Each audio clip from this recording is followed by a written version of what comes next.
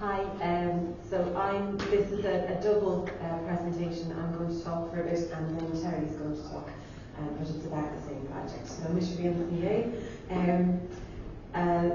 this project is in the Connemara Gaeltacht. What makes it maybe special is it's the first bog restoration project in the Gaeltacht. It's the first Gaeltacht bog restoration project. Agus tá sé targeted trí bhean gaige. When we talk about biodiversity, there's also human cultural biodiversity, and the Irish language is dying faster than any moth you can think of. We've less than 10 years left. So they're going to go on gaige bio, and maybe to introduce the idea of bi or trilingual conversations. Tom, yeah, I'll do most English.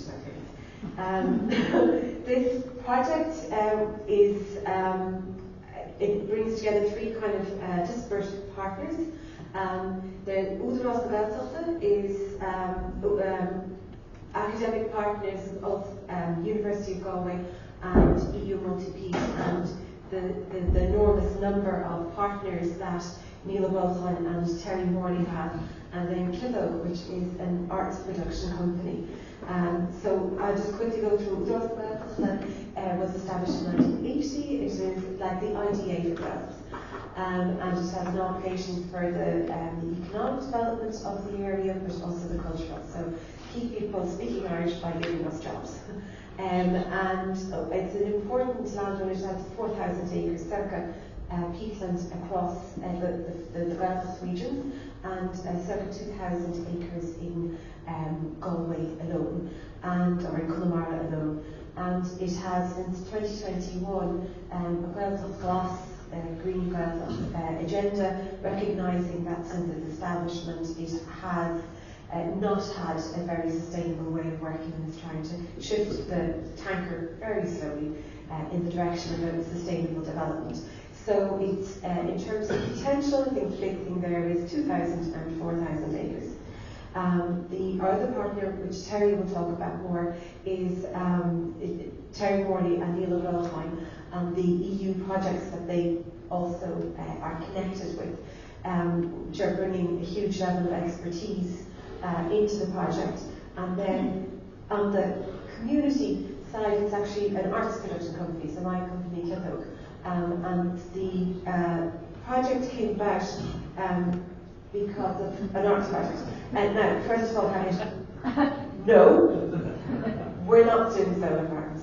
It's just, I think it's funny. So this partnership came about as a kind of an outcome from another arts project, an art and climate project called Ríonach, which was funded by Creative Ireland's first Creative Climate Action Fund.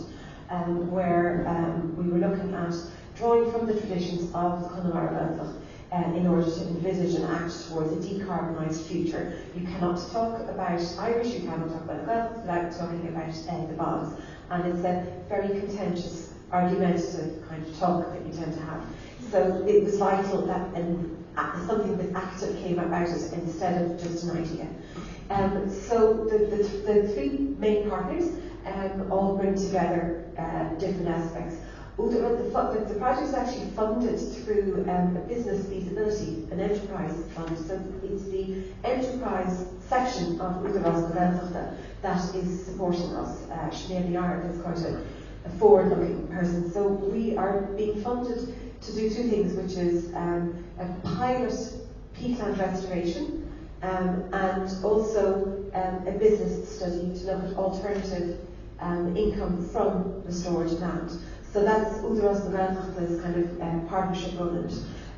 Also Galway and Multi-Peat are bringing all of the practical expertise in peatland restoration, and also in the studying of the different income models that will be possible on restored peatlands, and we are applying that to this particular location.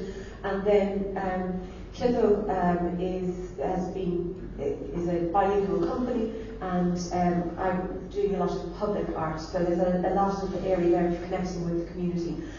So the community and the Turberry rights owners engagement, and also the really vital kind of projects around this, of like education, science education and heritage, connecting them all together to build community support. So the outcomes from this is going to be a very small, but hopefully beginning of peatland restoration, and then a business plan for alternative incomes from restored bogs. So, thank you very much, Kurt. So the locations, you can see we're here. It's right in the middle of an extensive blackish bog. And the arrows show, which Terry's going to give us more information about the actual stripes that we have. But this area, I'm afraid I don't know Midland peatland structures, it's possibly like this. But since 1980, this area has been divided into stripling and are rented out on a 30-year and now a 10-year basis. So in just this small area of Partick Inline, there are 76 turbary rights owners, and that multiplies up. So there's around 300-400 in the whole area. So that's if that can be caught in, that's a huge community buy-in. But they're looking for alternatives. It's still in that area of active bog cutting. So these are the two areas that Terry will talk about more. We have two quite different stripes. So there's one of the things that comes about when you talk to people is they want to work with the bogs. It's not there isn't as much interest in the bogs as a recreational space. It's to continue that relationship of work that is constantly being reiterated in our studying. So we're using the bog as skyfree spare, very much influenced, very much guided by the brilliant work of other organisations and much more developed in the forum.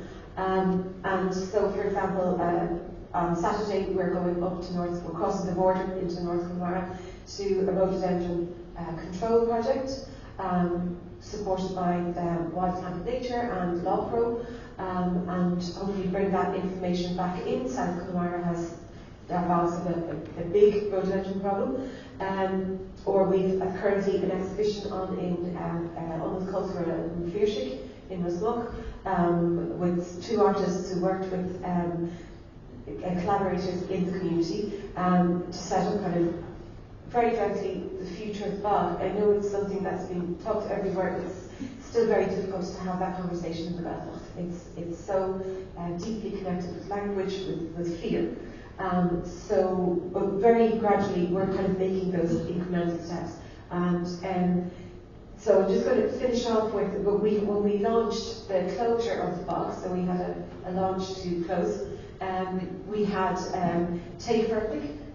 So we had solar panels up and we heated our tea with that, and we had songs, because obviously songs, stories, poetry and traditions of the bogs need to change. They need to adapt into what we are, what our new future is, what the future will be for Ada.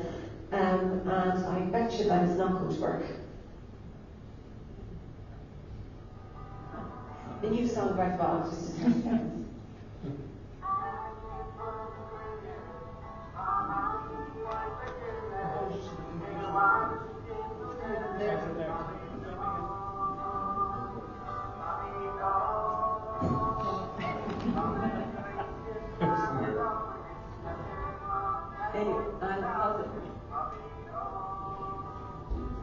So, I'll explain it as well, but I'm very good. Very good.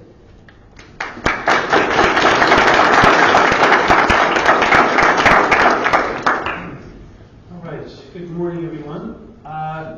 So we've been asked by the EU as part of the Multi-Peat project to sell some carbon credits, and so we're looking at this site, and we're really fortunate to have Ríonach in this arts group involved with this. So we have this tiny little bit of blanket bog that's fairly degraded with active private harvesting all around us. And so we see this as hopefully a keystone or a demonstration site to use for an example of peatland restoration. So when I asked, well, you can't really read that, but how can individuals or communities prepare for future finance options?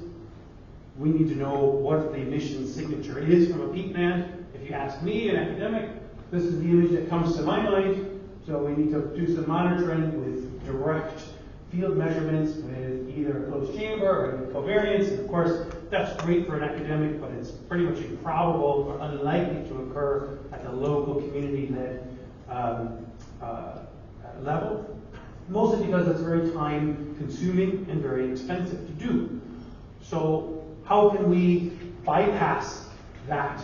Unfortunately, there are systems and tools available based on a database of a lot of measurements that have been made. And this was started with a German, the Greifswald Meyer Center, basically put together a database of greenhouse gas measurements and have come up with these site types that give you a ballpark figure of emissions based on water level and the plant communities. So my advice to community groups who are looking to get possibly into this carbon finance system is to take and assess plant communities and water levels, and they need to be measured fairly regularly. If we know an average or median water table level, and we also know the dominant plant communities or ecotopes that are involved, we can start to estimate generally what that carbon signature might be. And I can show you some examples. Now, how would we do that? Again, as an academic, I'd be looking at these nice, fancy data loggers. This is a data logger that sends me information about water levels and temperature and all that at 15-minute increments up to a cloud. You can see the Galway wind park. This is at Ríonach site, but it doesn't have to be fancy. They can literally be 2-inch waste pipe.